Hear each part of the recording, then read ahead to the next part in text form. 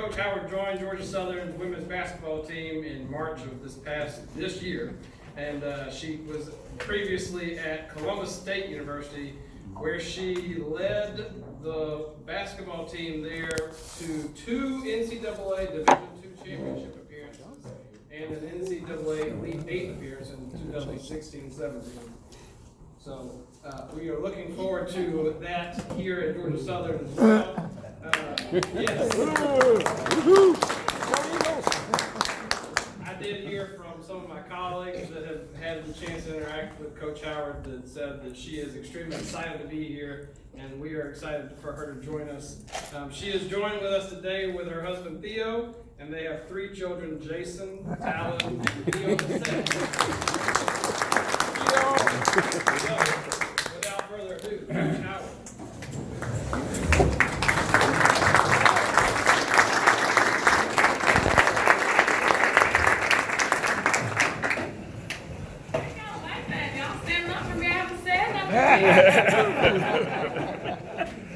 That's the Southern hospitality around here in Georgia. Appreciate it. Well, good afternoon. Good afternoon. So first, I also want to thank Bill. Bill and I had a great conversation when we first met. You wouldn't have expected that was our first encounter, and so he kind of recruited me to come be a speaker today, and then John kind of just took over, and here I am standing before you today. So thank you guys for having me. Thank you, Kiwanis Club, for having me, and so I hope I get a standing ovation at the end. But so you kind of heard about my record. So basketball, I've been blessed to be super productive as a coach, but that's kind of not who I am. I'm a mother, so we do have 3 kids. I'm a wife, and so I have a loving husband. I'm an auntie, a sister. And so that's kind of what I want my team to understand, that I'm not just Coach Howard. I'm all those things wrapped up in one. And the biggest thing that I want them to know is I'm a lover of Christ. And so not to preach today or do anything like that is, but God is so good. Yeah. And there's times where we kind of have those dark moments where sometimes, I don't say you forget, but you realize you try to take things on yourself, and then if I just say that same statement that God is so good, I'm right back to feeling just as good. So that's my little secret of how Coach Howard stays super energetic and hyped, is when I think about how good God is to me. But they call me Coach Howard. I would like to say that all of you guys are coaches, because when I was researching just exactly what Kiwanis is and what it means and what you guys stand for, you develop our youth. You help the kids in the community, and that's the same thing that coaches do. So I want to take my hats off to all these coaches in the room and say, hey, Coach. Hey, Coach. But without being just a coach, one of the things that I was tasked to do here at Georgia Southern was to kind of revamp the women's basketball program. I'm pretty sure you're well aware of how our football team has been under Coach Lunsford. And so that's the kind of thing that I want to bring to the women's basketball program. Excuse me. But before that, I always ask my players, who is your cheerleader? As a coach, and you guys are coaches in the room with me, who cheers you on? Who motivates you? And so I always say, I'm my biggest cheerleader. Because whether my friend or my mom or my cousin or whoever is not around, I have to lift myself up. And so I challenge you guys to be your biggest cheerleader. And so this is what I'm telling our players who are coming off of a 2-game win season, that they don't think they have a lot to cheer about. But that's what we're doing now before our first game, is showing them there are several things that they can cheer about, because it's bigger than the game of basketball. So that's how my success is defined. It's not in my championships, which I have several rings. Thank you, Chip. I've cut down several nets. But that's really not what excites me about the journey. It's literally the process that we take within the journey. And so right now, this is a different type of journey for me. You've got 12 young ladies that we're trying to change their mindset. We're trying to establish a championship culture with young ladies that are really right now are not used to winning. And so what we do to do that is we make them think bigger. You gotta think outside of that. Last year, year before that, 4 years before that, 8 years before that, I wasn't here. And so one of the things myself and my staff are doing is making them think bigger, making them think outside the box. And so in my press conference, I talked about winning a championship immediately. Now, I don't know if that's gonna happen or not, but who goes into a room full of 16 to 20-year-old girls and say, hey, we're just gonna win 3 games, don't worry about it. No, we talk about winning an actual championship and what will that take and what will that look like. So that's how we begin our journey, is making them think differently. We give them subliminal messages throughout our entire existence, in the classroom, in individual meetings. Our locker room code, which I don't think none of y'all are gonna go in there and steal anything, is the actual date for the championship game. And so every day they go into that locker room and they push that code in, they're pushing in the date that we expect to be playing on. It's 15/20. So March 15, 2020 is the date we expect to be playing on. And so that's a subliminal message that me and my staff decided, hey, let's make them punch that in every time they walk into the locker room. So they might forget that's what that means, but that's the date that's gonna be ingrained into their head. We use different terminology to talk about greatness, be profound, be excellent, just so they know that these are some of the things that the coaches are talking about, and so we wanna put that inside of each of their precious little bodies to think bigger. So there's a standard of excellence that I have with all my teams. And it's not, once again, everything I'm talking to you today, it's not about basketball. Winning games they're gonna come, but this is what we're doing now to help our young ladies change what they've been thinking about. So it's the standard of excellence. I asked all my girls, hey, y'all don't want a boyfriend that gives you mediocre effort, right? If your parents said, okay, I'm just gonna cook you ramen noodles every night, that's not acceptable. And so what is our standard of excellence? And so we literally ask all of our players is, what does that look like to you? And so does that mean that you're gonna give 50% or 100%? Or how about this, 110%? And so I just actually had my first bite of this delicious food from Honey's. Can y'all get Honey in my hand? So sweet. And to build this culture, I kind of put it into the sense of, if I'm a chef, we got any people that cook, any chefs or self-proclaimed chefs? I'm a self-proclaimed. I use HelloFresh.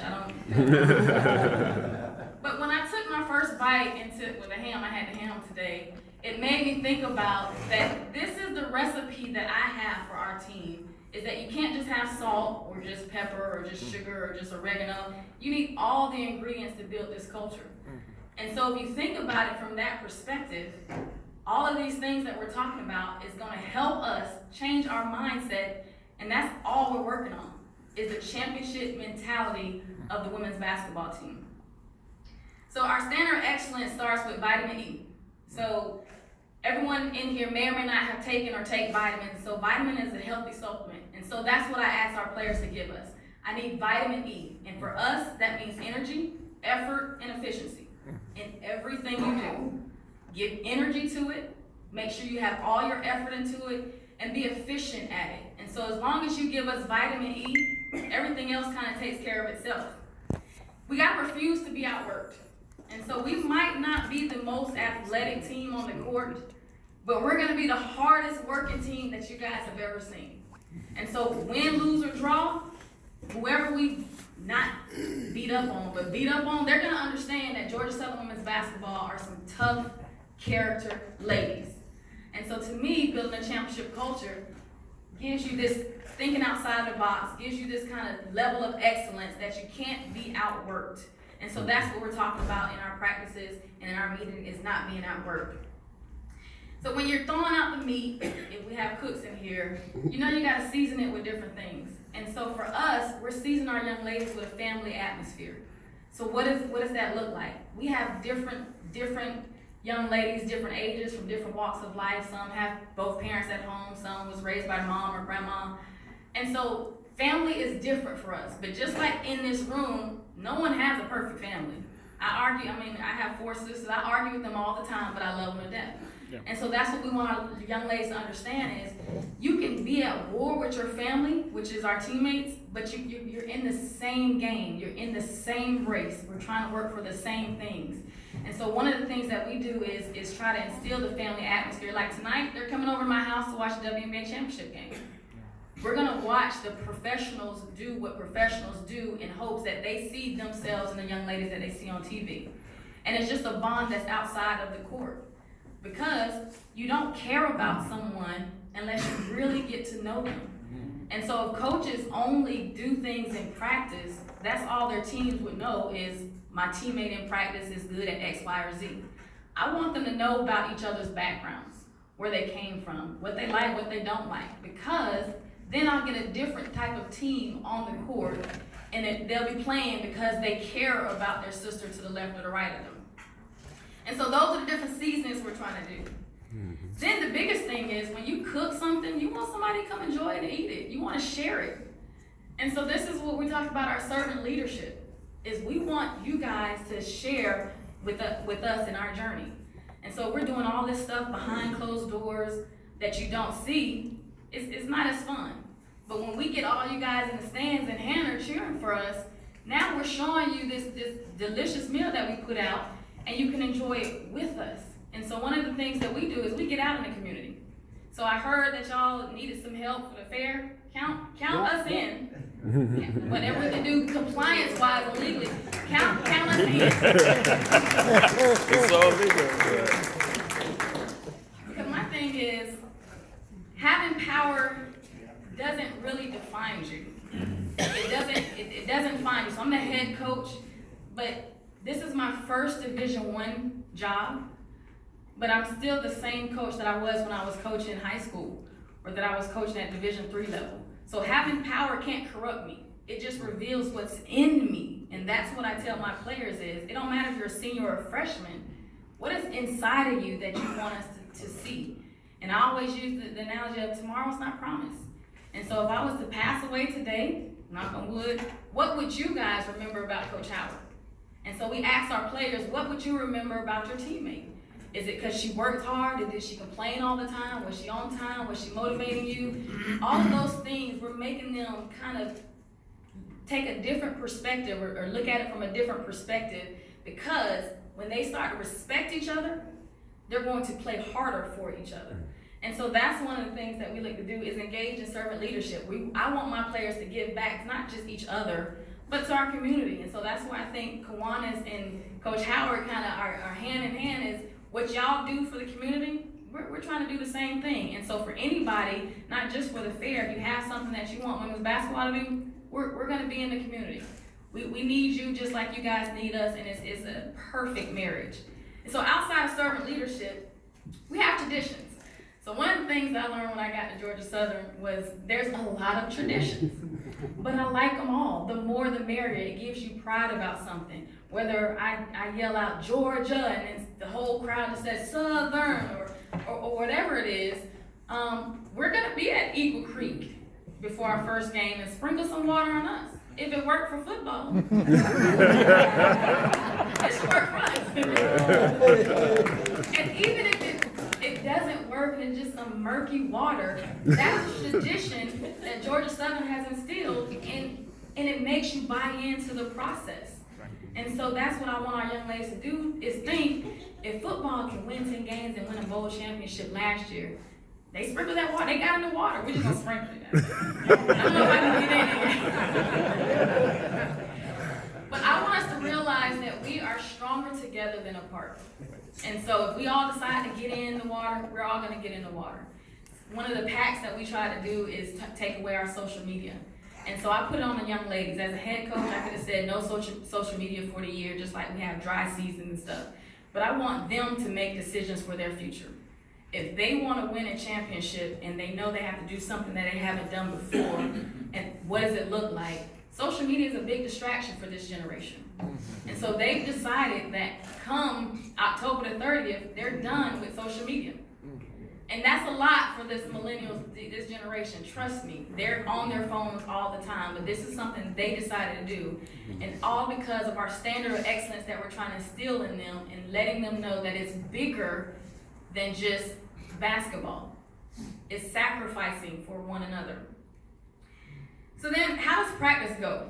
So I might seem nice and peaceful up here. I like to joke around and dance and play, but I'm serious when it comes to serious business. And so if you're going to say, I'm a women's basketball player for Coach Howard, I need to see that day in, day out on the court.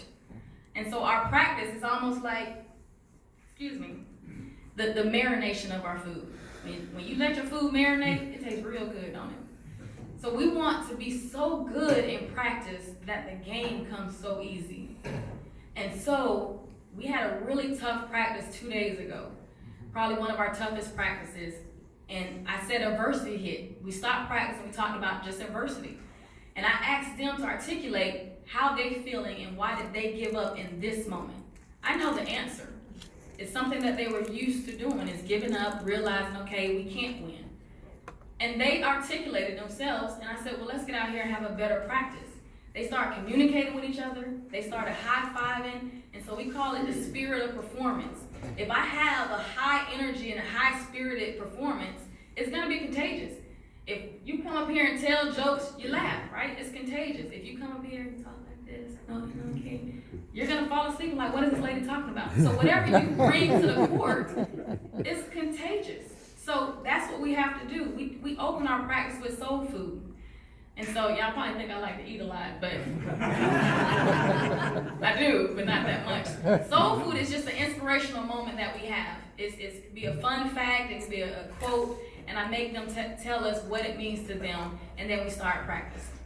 And if we don't give 110% at each practice, we start it all over. We literally, the bad practice I said we had a redo practice yesterday, and we just did the exact same practice over. Because I'm all about keeping it simple. It shouldn't have to be super grand. You don't have to say these big, giant SAT words or whatever to get your point across. It's about how can I relate to this young lady that's in front of me. And so our practice performance has to be at 110%.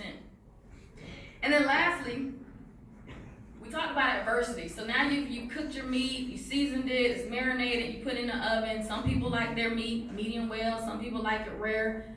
It's just a difference in being in a diverse community. They have to understand how to work with one another as teammates. And so that's what we talk about is our game swag. And I'm pretty sure everyone in here should know what swag is. And if you don't, it's just a little sass, okay? But if you're prepared, and so we have our 5 P's as proper preparation prevents poor performance. If you're always prepared, you don't have to get prepared. And so whether we went over every single thing that I think our opponent is going to do, my players are always going to be prepared just because their mind is right. That's the biggest part in building a championship culture is basketball is 90% mental, and I like to probably think life is too. If you think you can, you will. If you think you can't, you won't. It's all depending on what you say. And so that's what I'm telling our players is we have to mentally be tough just as physically we need to be tough. And so with all that being said is when we put our plate at the Thanksgiving table and it's looking delicious and good, that is our championship. That is our championship, that you come back wanting more. That everything we put in the seasonings that you want more and come back. Like I just talked to Honeys, we're going to get her to cater something. It's just that good. And when you think about the process in its totality like that, it makes sense. And so our players are understanding that last year does not define who you are this year. No knock on the coaches. I know the coaches from last year and they're great people. It's just the mentality that our players have to realize that they have within them. And so, like I said, we love to do community service with you guys.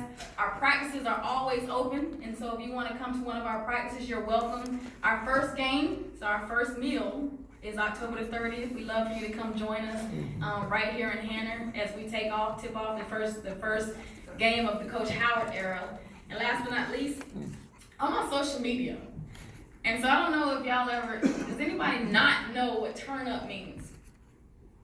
So all y'all know what turn up means? It means have fun. Not the dreams. Y'all know it?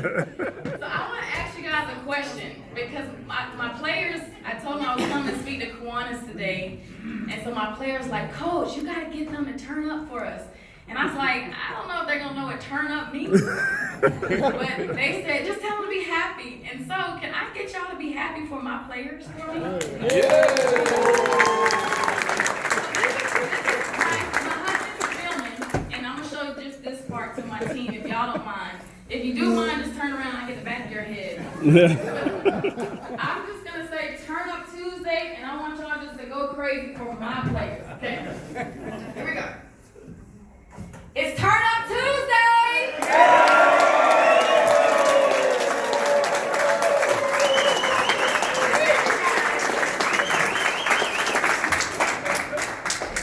Okay, I'm a terrible cameraman. We got to do it again.